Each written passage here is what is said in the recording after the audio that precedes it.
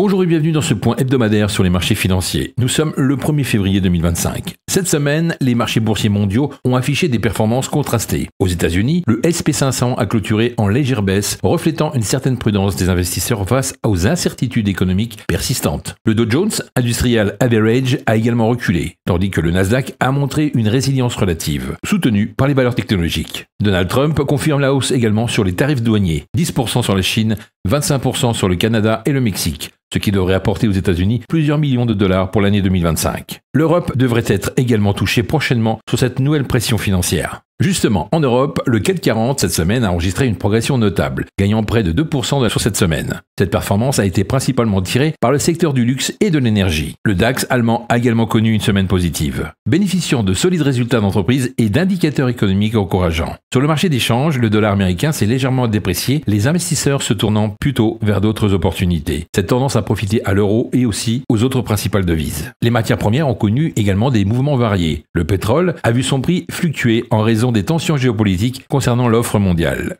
L'or, valeur refuge traditionnelle, a maintenu sa position stable, reflétant des incertitudes persistantes sur les marchés financiers. Enfin, les obligations d'État ont affiché des rendements mitigés, les investisseurs évaluant les perspectives économiques et les politiques monétaires des principales banques centrales. En résumé, cette semaine a été marquée par une volatilité modérée sur les marchés financiers, les investisseurs restant attentifs au développement économique et géopolitique mondiaux. Merci de votre attention et à la semaine prochaine pour un nouveau point de bourse sur l'actualité des marchés financiers. Bon week-end!